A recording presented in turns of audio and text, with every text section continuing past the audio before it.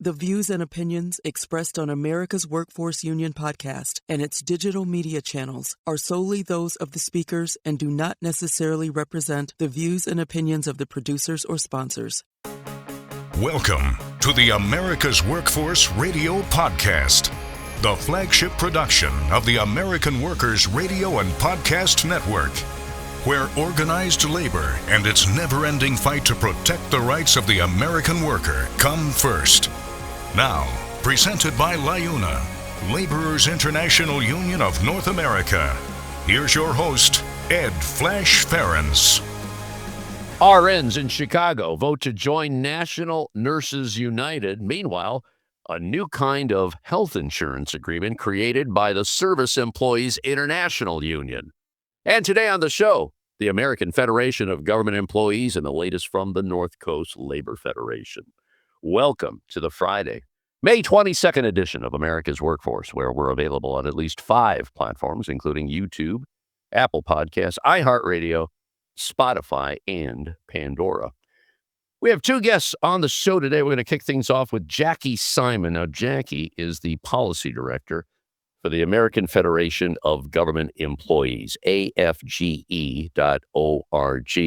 She's educated as an economist, and she represents AFGE members on numerous federal advisory boards, and she's testified before Congress on a wide variety of issues. That includes Social Security, federal retirement, federal pay, tax, budget policy, you name it.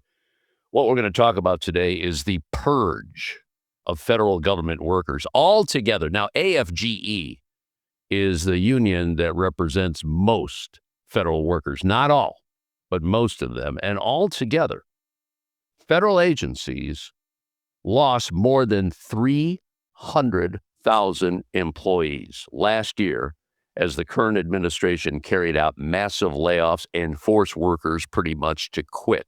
And they call this reductions in force. You know what Elon Musk said: too much waste, too much fraud, too many government workers, too much abuse. Sadly, they're using national security to get rid of the collective bargaining agreements. And we're going to talk about that as well with Jackie Simon. AFGE.org for complete updates from the American Federation of Government Employees. Later in the show, we're going to check in with Davita Russell. Davita is the Secretary-Treasurer of one of our great sponsors, the North Coast Labor Federation. And she's going to talk about her recent win in Northeastern Ohio. You've heard me say many times on the show, it's important. If you're a union member, you don't like what's going on in the government, maybe you should run for office, run for school board, run for city council. She tried to be the mayor of Cleveland Heights, Ohio last year, didn't win, but she won her primary for state rep. We'll talk about that. Also, she's going to promote an upcoming conference in Northeastern Ohio. This will be Friday, June 5th through Saturday, June 6th, and it's titled Unstoppable Women. And there'll be a collection of women who Davita says are unstoppable.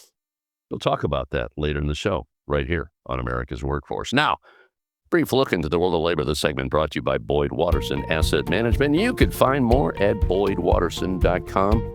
We're talking $38 billion of assets under advisement and growing. On May 1st, a new kind of health insurance agreement between SEIU Local 32BJ's Health Fund, which has over 170,000 participants, and Northwell Health took effect. Now listen to this. The agreement features direct contracting between those who pay for health care, that is, employers and workers, and those who provide it. Now this contrasts against the traditional model, which had multiple middlemen between healthcare payers and the providers. Now, apart from severe costs of healthcare to the average American worker and their family, this model has also raised employer costs for worker healthcare to an average of $18,500 per employee per year. The 32BJ Health Fund and Northwell say that cutting out those middlemen will slash those costs. Amen to that. They're anticipating a 20% drop in costs of a savings of $46 million in the contract's first year. For members, in-network inpatient copays will drop from $1,000 to $100, and outpatient copays from $250 to $75, and copays for Northwell providers will go from $40 to zero, which totals an estimated $5 million saved every year by plan members. Boy, are they on to something? Wow. Both SEIU, 32BJ, and Northwell hope that this plan can serve as an inspiration for unions and healthcare providers all across the country. Again, the key, take out the middleman.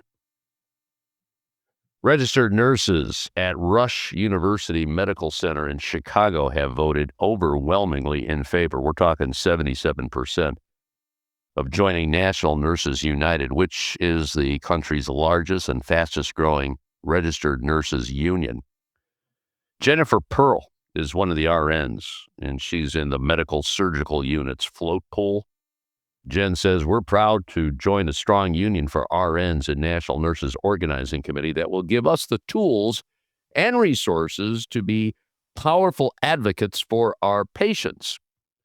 Nurses at Rush, which includes a 671-bed hospital, say they voted to join the union because it's critical that nurses have a say in making decisions about staffing and working conditions, which leads to improved patient care. Regina Piper is in the postpartum unit. Regina says, we're excited to bargain for a strong contract that protects patients and nurses so we can provide the best care possible.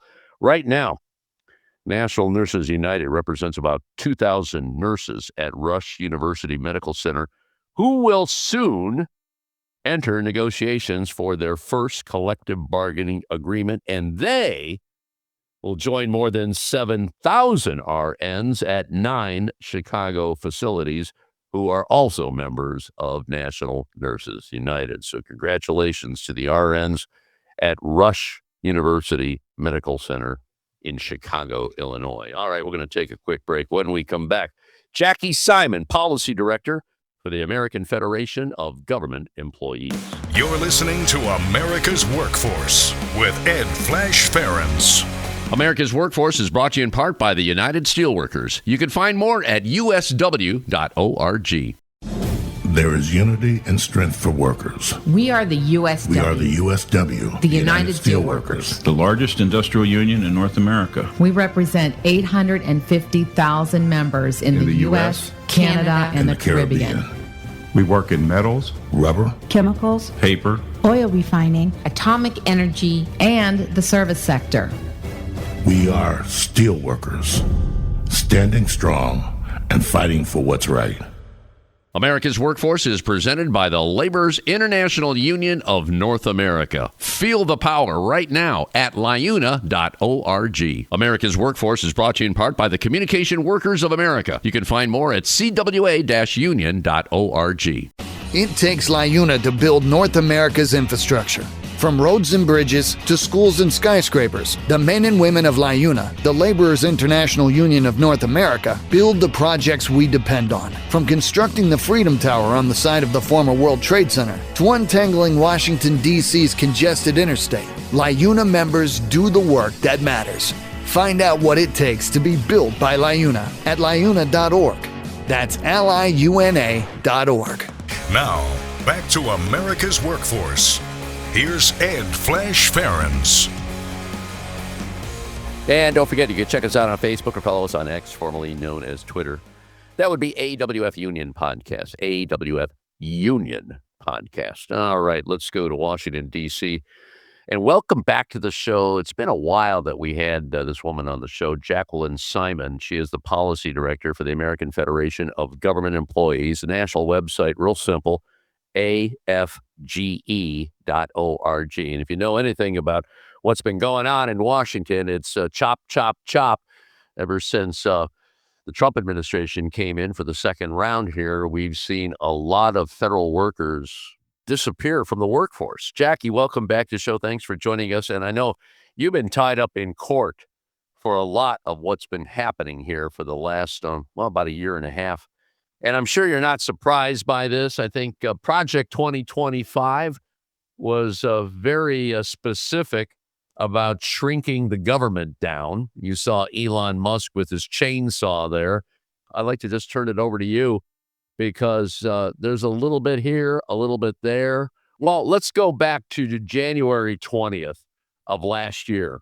And you could pick it up from there to just tell our listeners what's happened, how it happened, and what you're doing about it. Most important part of it. Go ahead. Well, going back to right after the inauguration, Trump obviously had several executive orders ready to go. Excuse me. And one of them was to take away union rights from about 1 million federal employees, half the federal workforce. There's a loophole in the law that grants collective bargaining rights to federal employees, and it allows the president to exempt from union protections any agency or any component of any agency from union rights on grounds of national security. And so he exploited that loophole in an incredibly aggressive way, taking union rights away from the entire Department of Veterans Affairs and big chunks of DHS, not Border Patrol, but the rest of DHS, Department of Defense, parts of Social Security, the Environmental Protection Agency, et cetera. Several agencies and small agencies that have nothing whatsoever to do with national security. Because they are so fearless and so aggressive in their approach, they're also reckless. As these executive orders were issued, they also issued policy guidance and admitted on paper that they were doing it to retaliate against AFGE for what they perceived as our hostility to the administration. So it was retaliation, clear retaliation, and more evidence of that is the fact that the unions that had endorsed him or had been less outspoken than AFGE, they kept their union rights. It was just not just AFGE, but primarily. And so we've challenged that kind of thing in court on First Amendment grounds. I'm not a lawyer, so I don't really want to talk too much about our litigation strategy because, I'm sure I will get it wrong if I say anything. But we have taken them to court for sure. And another way to look at their approach to all of this is they probably know that much of what they've done and are doing is unlawful. Their idea is go ahead, break the law, and let it drag out in court while they do their damage. And that was certainly true the whole enterprise of Doge with Elon Musk.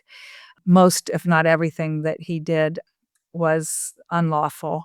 And I don't think we've begun to see the impact of what Elon Musk did to the agencies and the data that he stole from all Americans. Put federal employees to the side for 5 minutes. It's we were all the rape and pillage of the federal government will affect every American when it's all said and done. But with Elon Musk and what he did, there are 300,000 fewer federal jobs. It's not just 300,000 fewer federal employees, but those jobs got eliminated because that's how you get rid of federal employees. You have to eliminate. If you still have the position open, you have to find some good reason to fire them. And so the best way to get rid of people is to just eliminate the position altogether. And of course, this has left many, many agencies without the capacity to carry out their missions. And again, here we are in, 5 months into 2026, a lot of those positions were eliminated at the end of 2025. And so the impacts are going to start to be felt.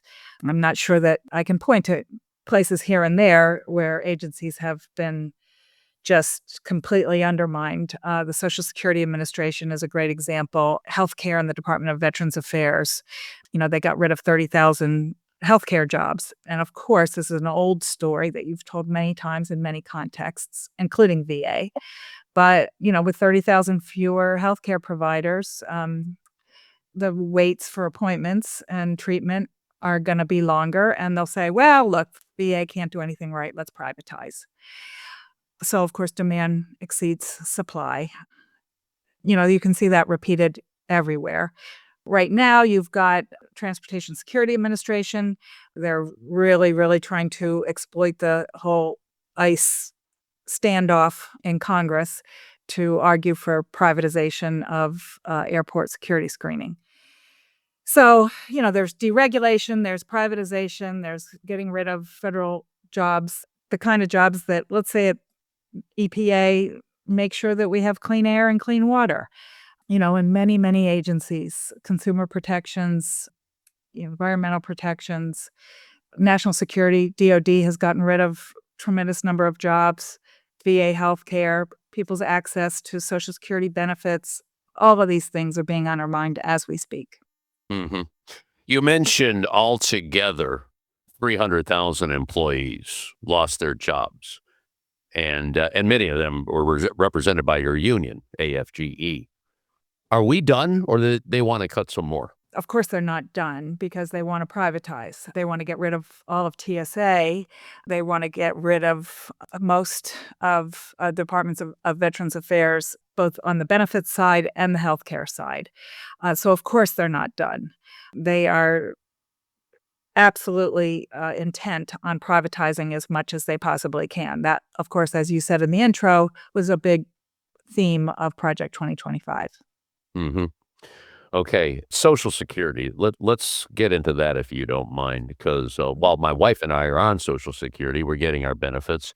How long that's going to be the case is a good question. I know they've got to do a couple of things to strengthen. There's some legislation in Congress to strengthen Social Security.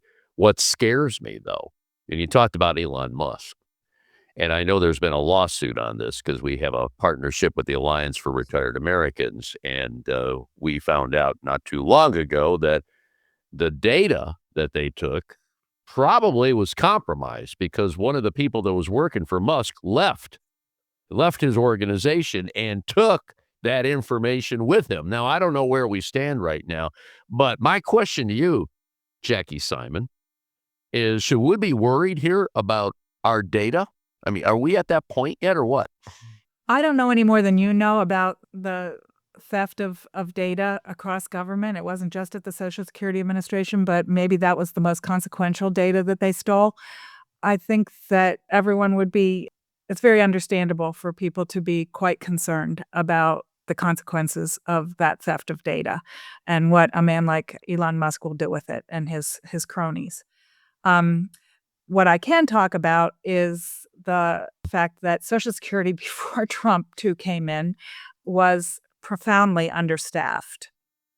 And one of the few ways that the agency was able to hold on to the staff it did have was telework.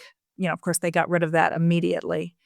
And that caused a lot of people who had been hired to work remotely, who had made life arrangements in order to have at least a certain amount of remote work, choose to leave. And of course, they're not replacing people, but they were already profoundly understaffed. And so you've got terrible wait times on the 800 numbers. Their plan is to close as many as they can. Of what we call the field offices in communities where you can walk in and get a copy of your Social Security card, or you can have an appointment with a specialist who can explain to you, how to make the decision on when you start taking your benefits and how to apply. And, there are plenty of people who have a real hard time with the paperwork. Sure. Especially people who have the kind of disabilities that qualify them for disability benefits. They can't necessarily do everything online at the website. They can't necessarily follow all the instructions they're given over the phone at the 800 number. They need to sit down face to face with another human being who can walk them through the process. Those offices, the people who do that kind of work, those are being closed. And if they're not closed, in order to pretend that the consequences of these staffing cuts, were just efficiencies, they've moved a lot of the people from these field offices to the 800 number. So instead of meeting with Americans who wanted to access their benefits in a face-to-face sit-down meeting in one of these offices, they've got them on the phones so that the 800 number, so you're not waiting 2 hours, you're only waiting 1 hour to get to a claims representative. And, the longer that goes on, just like with VA healthcare, people will start to say, oh, for God's sake, the federal government can't do anything right. We need to privatize. Yeah, it's pretty much setting you up to fail. That's exactly what's going on here. Exactly. And I've heard that from so many people. Jackie, I got to take a quick break here. Our featured guest today is Jacqueline Simon. She is the public policy director for the American Federation of Government Employees, the national website, AFGE.org. And they are the largest union of federal government workers. I have some questions. You mentioned this loophole about national security. I gotta delve into that a little bit more. We'll do that next, right here on America's Workforce. Don't go away. We'll be back right after this. This is America's Workforce. More shows available at awfradio.com. This segment of the show is brought to you by the Brotherhood of Maintenance of Way Employees Division of the International Brotherhood of Teamsters. For more information, please visit bmwe.org. American workers are sick of struggling to get by. It's time to get ahead. In the Teamsters Union, workers are winning industry-leading contracts, historically high wages, fully paid health care, and retirement benefits you can count on. Across the country, Teamsters fight alongside our brothers and sisters to secure a better life. It's what we've been doing and how we've been living for more than a century. When we fight, we win. Join us. Be a Teamster. America's Workforce is brought to you in part by the International Federation of Professional and Technical Engineers. You can find more at ifpte.org. America's Workforce is brought to you in part by the Ironworkers. You can find more at ironworkers.org. It takes LIUNA to keep America running. Over 70,000 public employees are part of LIUNA, the Laborers International Union of North America, delivering critical services such as healthcare and emergency response, as well as maintaining roads and sanitation systems. Even the National Postal Mail Handlers Union, representing over 47,000 U.S. postal workers, is affiliated with LIUNA. Find out what it takes for LIUNA to keep America running at liuna.org. That's liuna.org. Now, back to Ed Flash Ferens with America's Workforce. And remember, you can check us out on at least 5 platforms. That includes YouTube, Apple Podcasts, iHeartRadio, Spotify, and Pandora. And when you get an opportunity, here's what you do. Just sign up and receive our shows on a regular basis and give us a rating. Always appreciate those 5-star ratings, so please keep them coming. Featured guest today is Jackie Simon. She is policy director for the American Federation of Government Employees. Again, the website, a lot of information there. I tell you, the stories there just tear you apart. I mean, they're really delving into the federal workforce here, and slowly but surely we're going to see it go away. And the perception by many, including Jackie, is that they want to privatize everything. There would be no federal government worker. You wouldn't be on a federal payroll. You'd work for a company that's probably making a lot of donations to who's ever in office. You mentioned in the first segment, and I'm still trying to wrap my head around this national security. I remember reading a story. This was somebody, he was a security guard at the VA, lost his job because it was a national security. I'm trying to figure that one out.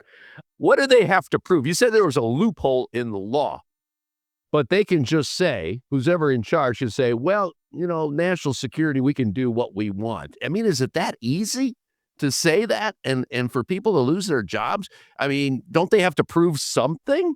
That's kind of a question for a judge or for the lawyers. I think that some people will argue that the president's word is all that's necessary. And others would argue that you need some actual evidence of some kind of a connection between the work, the duties of a particular position and national security. That's being fought out in court right now. All right, let's talk about what needs to be done here. You got the executive office, you got the legislative office, which is the House and the Senate here. I know you have friends in Congress. You've testified before Congress a number of times. What are they saying about all of this? And I know some of this has been rolled back in the courts. I do know that, which is good. And I know you're using a lot of your resources to make sure that continues. But Talk to me about Congress. What are they saying about what's going on in Washington? They've got to be pretty concerned about this. Believe it or not, it is not completely on party line. There are a substantial number of Republican representatives who understand that this national security exemption was a pretext. They believe in collective bargaining, and they have voted a number of times in various contexts to restore collective bargaining rights. But it can't get through the Senate and obviously won't be signed by the president. So there's sort of a limit on what can be accomplished in the Congress, because ultimately you've got to rely on Donald Trump to sign any piece of legislation that undoes his own executive orders. That's why he's done it through executive order. You could get any of this stuff through Congress, but undoing it is harder than doing it. Okay, what about the people? There's got to be members of Congress that are getting an earful from their constituents on services from various departments. We talked in the first segment about Social Security. I mean, things have changed there dramatically because of the reduction in the workforce. Those folks got to be speaking out. You've been in Congress before. What are they saying about this? Because, they got to go to the voters. You know that. I think that they're apologetic, and what you hear, I mean, I don't want to play devil's advocate here, God forbid. But they're saying, it's the president's prerogative. We've got to sort of bow to whatever the president wants. I mean, I think it's been well established that the current Congress has, fears any kind of a challenge in a primary if they defy Donald Trump in any way. And so it's really not about principle. It's about avoiding a primary challenge from someone who would never question Donald Trump. And so that, ends up being nobody questions Donald Trump in that party. So it's not nobody. And I really, there's been some, a handful of really courageous Republicans, some of whom were union members before they became members of Congress, in law enforcement, teachers, things like that. And so they understand what unions are and what unions do, and why they are not in any way, shape, or form any kind of threat to national security. I think they also hear from a lot of union members who are veterans. Up to a third of AFGE members are military veterans. And those numbers are even higher inside Department of Veterans Affairs and the Department of Defense and Department of Homeland Security.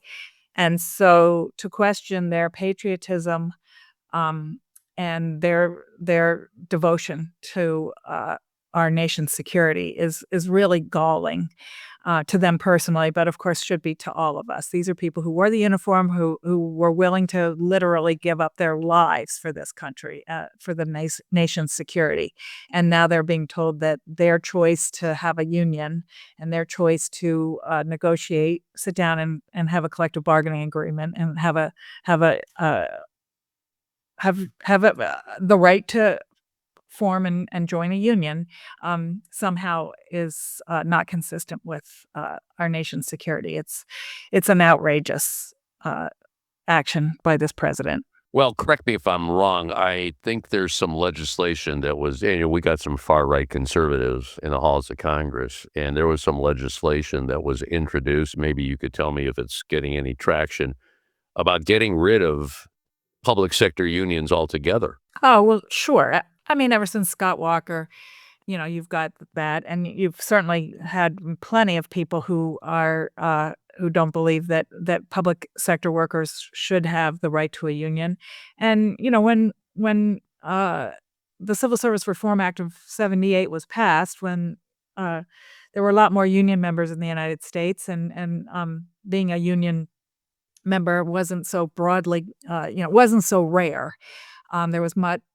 I don't know if there was more public support for unions, because there's a lot of public support for unions right now. But federal employees have never had the right to strike, for example. Some public sector employees do, but federal employees do not. And so we have a very, very narrow statutory right to collective bargaining to begin with. Okay. Mhm. And so we really we don't bargain over pay. We don't bargain over health insurance or retirement benefits. We only bargain over working conditions, and we can't strike. So it's pretty constrained to begin with, Right. and to question that little bit of opportunity to have a say in your working conditions. Sometimes it's really a heads up on changes to your working conditions. And that's too much. That's too much for these people. And that, of course, is another big motivation behind, wanting to privatize. Maybe they should be careful what they wish for. They want to privatize VA healthcare. They want to privatize TSA. If those contractors are unionized, then those contractor employees who perform those important public services will be able to strike, unlike federal employees. How about that? It's amazing what little you have when it comes to rights. What little you have, they want to take away. That's how crazy right. this situation is. Wow. Jacqueline Simon, our featured guest on the podcast today. She is Policy Director of the American Federation of Government Employees, AFGE.org is the website. I know you've been through a lot. All I can tell you is hang in there. Are you okay? Are you going to make it through this administration? I don't know. I can say that our national president is unbelievably optimistic. He's one of these never say die people. He figures out a way to try to look on the sunny side every single day, and that I think helps the staff and helps the members try to get themselves through this, because God knows it is really, really depressing. Stay strong. That's all we can do. All right, Jackie, you take care, and I'm sure we'll be in touch. Thank you. Okay. Take care. Bye-bye. All right, we're going to take a quick break. When we come back, Davita Russell, Secretary-Treasurer of the North Coast Labor Federation. Once again, you're listening to America's Workforce. This is America's Workforce. More shows available at awfradio.com. Founded in 1887, the Brotherhood of Maintenance of Way Employees Division of the International Brotherhood of Teamsters represents the employees responsible for tirelessly constructing and maintaining the national rail system in America. For more than a century, the Brotherhood of Maintenance of Way Employees has proven they have what it takes to protect its members and meet the ever-changing challenges of the rail industry. Today, the BMWED continues to fight for job security, fair wages, better benefits, and safer, more modern work environments. For more information, please visit bmwe.org. America's Workforce is brought to you in part by the Heat and Frost Insulators Labor Management Cooperative Trust. Find out more at insulators.org/LMCT. Blue Cross and Blue Shield companies formed out of a need to provide affordable health care to teachers, to loggers, and miners. Back in 1965, the Blues developed the National Labor Office to strengthen its commitment to organized labor. Blue Cross Blue Shield's National Labor Office remains focused on America's workers, advocating for affordable and equitable health care, partnering with strategic alliances to provide industry-leading products and services, and proudly serving more than 18 million unionized workers, retirees, and their families, all working hard for America's working families, for the health of America. You can learn more by following them at Blue Labor on LinkedIn and X, formerly known as Twitter. America's Workforce is sponsored in part by Boyd Watterson Asset Management, LLC. Find out more about our investment solutions tailored to meet the needs of Taft-Hartley funds at boydwatterson.com. America's Workforce Radio is sponsored in part by the International Union of Painters and Allied Trades, District Council 6, representing painters, glazers, drywall finishers, and sign and display industry workers. They remind you that belonging to a union is your right as an American. Now, back to Ed Flash Ferens with America's Workforce.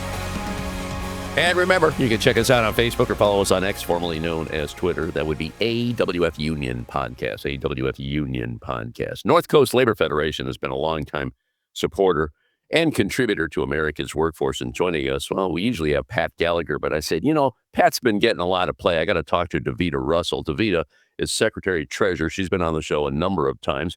She ran for mayor in Cleveland Heights, Ohio.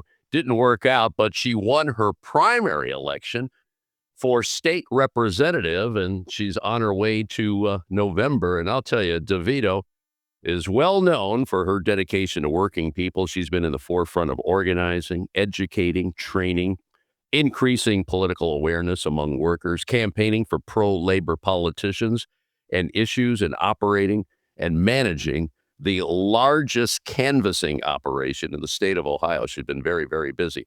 So, DeVita, you helped other pro-labor politicians. Now those pro-labor politicians are helping you. Talk to me. Let's start off with your win, and I want to talk about Unstoppable Women. This is an event that's coming up in Cleveland, Ohio, in the next couple of weeks. And if anybody is unstoppable, it's DeVita Russell. DeVita, welcome back to America's Workforce. Thanks for joining us today. Oh, thank you. How you doing today, Flash? I'm doing good, but not as good as you. You're on a roll over here. Talk to me about your recent win. Go ahead. Wow, I'm still soaking it in myself. Yes, you're right. I ran for mayor last year. I was unsuccessful by 1,200 votes. And 2 weeks later, the state rep seat came open, and I jumped in that race. And to my surprise, I won that seat. Well, I still have to go through November, but I won the primary by almost 75% of the vote. So that it was amazing, really, really amazing. And I'm still trying to soak it all in. So I'm very happy. Well, you should be. Well, you got over 4 decades of working in the union sector. And I want to talk about that event coming up. But I want to talk about this so much on the show because you are one of many labor union leaders that's getting involved in the political arena. Well, you were a member of the Cleveland Heights City Council, and you had that because of labor support. But we're seeing this happen all around the country. Enough is enough. We got to start speaking to working class issues. And I want you to address that because it's resonating. And if anybody knows it's resonating, it's DeVita Russell. Go ahead. Well, it is truly resonating. And I think what's happening where union people are starting to run for office is because we are the everyday Americans. We're the ones who are out here doing the work. We're out here doing the everyday jobs that sometimes people look down on. And the life is actually affecting more people like working people, everyday working people. And it's time for our voices to be heard. So I believe that labor and people like me are saying, like you said, enough is enough. We want to be there and be able to talk about what's happening in our everyday lives and give the state house and Congress examples of how we live, what we're living through, and the prices of gas and rent and food and gas to be able to say, wait a minute, you are affecting our lives in a deep, deep way. And we can't continue to do this anymore.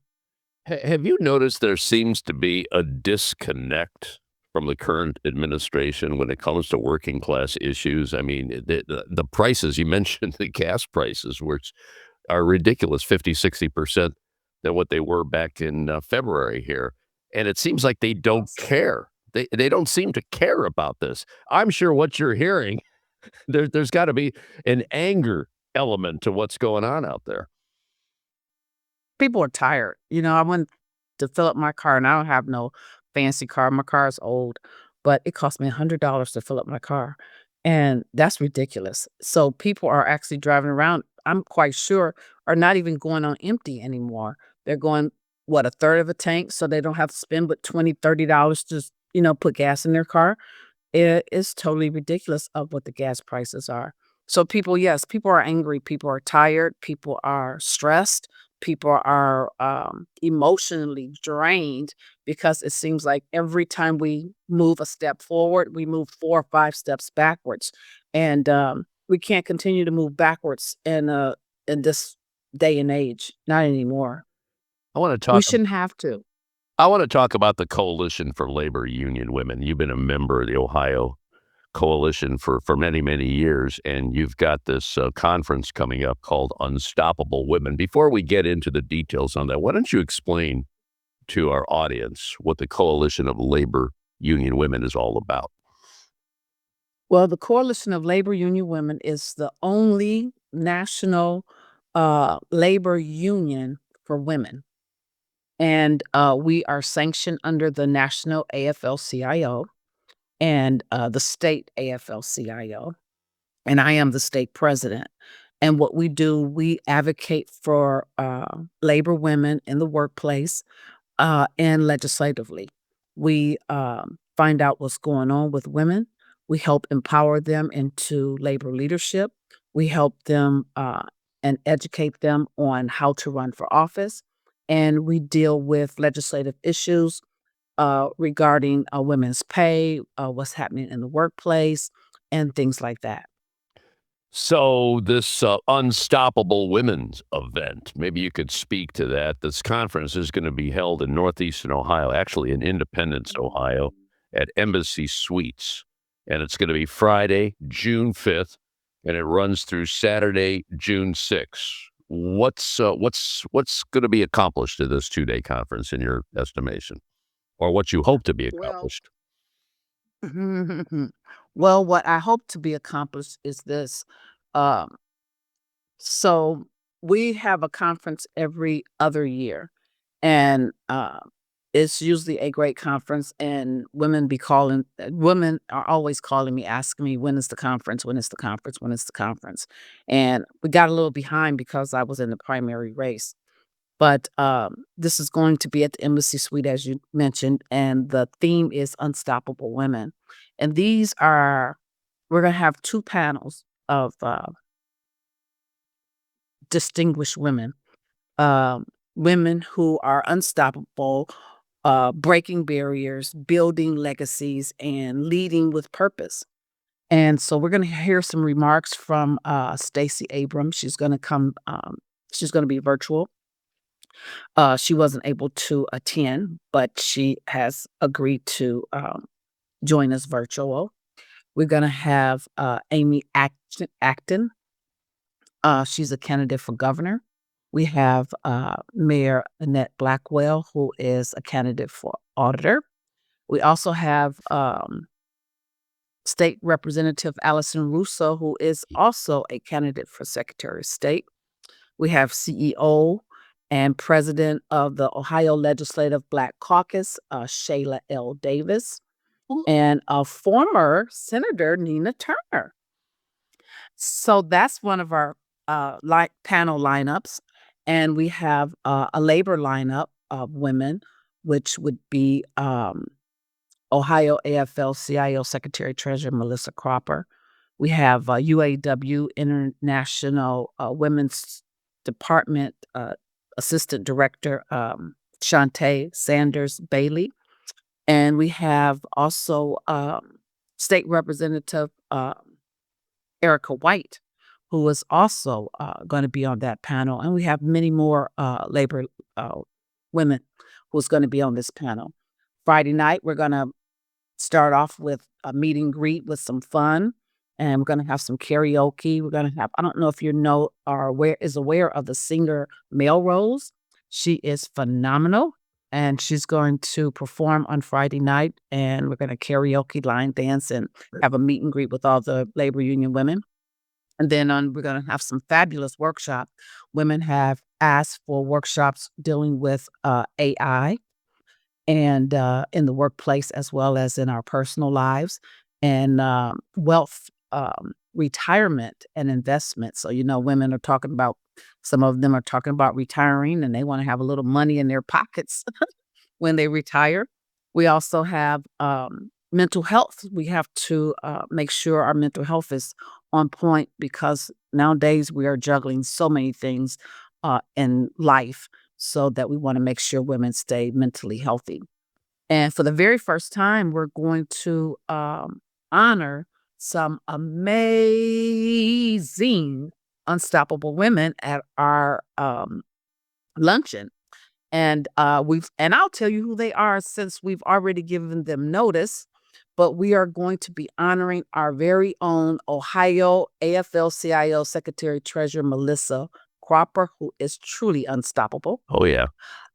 Mary Garth Sappho, which is Secretary Fudge's mother, who was an AFSCME Ohio Council 8 organizer and a former Coalition of Black Trade Unionists president. She is 95 years old, and she is definitely unstoppable trailblazer because she is still going on at 95. Now, tell me about that one.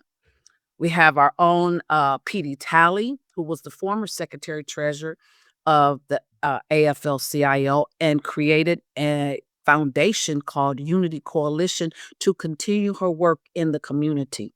Amazing. And naturally, we could not get away with not honoring former Senator Nina Turner. Now, we all know her across the country. She is unstoppable. She is a shark. And State Representative Erica White, she is a union leader, and she is actually a state representative who's been at the State House, who was fighting for labor issues already. So I can't wait to join her there. But yes, she is a phenomenal, unstoppable labor person as well. So we're honoring them for the very first time, unstoppable women. Now, all this is going to happen 2 days in June, Friday, June 5th through Saturday, June 6th at the Embassy Suites on Rockside Road in Independence, Ohio. Now, is this open to the public? Can anybody go in and listen to what's going on? Because it sounds like there's going to be a lot of energy in that room. Yes, it's normally for labor union women across the state. But yes, we do welcome outside labor union women participation as well. Because one thing about opening up to other people who are not in the labor movement, it helps them get introduced to the labor movement to understand what labor is about, what women are doing, and how we're advocating for each other and supporting each other. And we want not only labor women to understand that, but we want regular, normal women who may not have a union to understand why we have such a solidarity with each other in the labor movement. We call that the union difference. Big changes when you're in the union, no doubt about that. And right now, Gallup says, the Gallup polls on the unions are at the highest right now in favorability. In the last 60, maybe 70 years, over 70% of the people say, yeah, I like what unions do because they're making a difference, a positive difference. David, I'm going to leave it on that note. You are certainly one of the many unstoppable women. And let me pick up on that. I want to get that noise out of the way. I'm going to leave it on that note. Davida, you are one of the many unstoppable women. Davida Russell, Secretary-Treasurer of the North Coast Labor Federation, one of the great sponsors here on America's Workforce. You take care, stay safe, stay strong, and stay in touch, okay? Thank you so very much, and you have a wonderful day. And that'll be it for another edition of America's Workforce. Coming up on Monday, Memorial Day, we'll focus on the UA's Veterans in Piping program. Until then, all of you have a safe and wonderful weekend. That concludes another episode of the America's Workforce Radio Podcast. Thanks for listening, and be sure to subscribe so you never miss a show. America's Workforce is a production of Labor Tools and BMA Media Group. Find out more information online at labortools.com.